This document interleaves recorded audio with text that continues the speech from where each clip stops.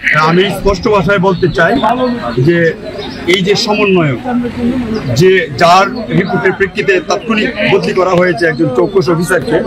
সে একটা আওয়ামী পরিবারের দীর্ঘ বছর যাবৎ, শুধু 17 না বহু বছর যাবৎ তার পিতা, এবং তাই সে আওয়ামী লীগের বলিষ্ঠ ভূমিকা রেখে এই দেশের যত ধরনের অন্যায় অত্যাচারের সাথে সম্পৃক্ত ছিল। হঠাৎ করিয়া স্বাধীনতা যুদ্ধের পরে যেরকম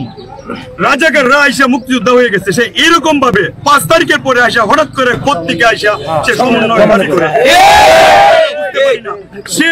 সমন্বয়ক হয়ে এখন আওয়ামী লীগের দূষরদেরকে সে সেভ করার জন্য আজকে এইরকম একজন চৌকস অফিসারকে, ওই বাড্ডা ইউনিয়নের চেয়ারম্যানকে অ্যারেস্ট করা হয়েছে ইয়া সহকারে, তার দুর্নীতির অভিযোগে যখন অ্যারেস্ট করা হয়েছে, আরো কিছু আওয়ামী লীগের দূষরদেরকে যখন দমন নিপীড়ন চলছে এই ওসির মাধ্যমে, তখনই সে সুচার হয়ে সুকৌশলে এই ওসির বিরুদ্ধে একটা অভিযোগ সৃষ্টি করেছে, এবং তাকে ওই আওয়ামী লীগের দূষররা তার সাথে ষড়যন্ত্রে লিপ্ত হয়ে আজকে তাকে বদলি করানো হয়েছে। আওয়ামী লীগের সাধারণ সম্পাদক এবং বর্তমানে বাড্ডা ইউনিয়ন পরিষদের চেয়ারম্যান আদিলুজ্জামান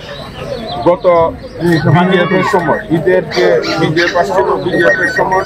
তার এখানে যখন চাল পাওয়া যায়, তখন পাবলিক যখন তার বিরুদ্ধে মিছিল করা শুরু করে, তখন আমাদের ভারপ্রাপ্ত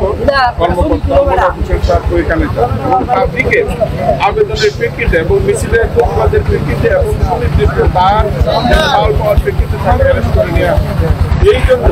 এই ঘটনাকে কেন্দ্র করে আওয়ামী লীগ আজকে যারা সমন্বয়ক সেজেছেন তারা আওয়ামী পরিবারের, এবং যারা আদিলুজ্জামান আওয়ামী লীগ পরিবারের ওই যুগসূত্র থেকেই তাকে একটা মিথ্যা অভিযোগের প্রেক্ষিতে আজকে এখান থেকে বদলি করা হয়েছে।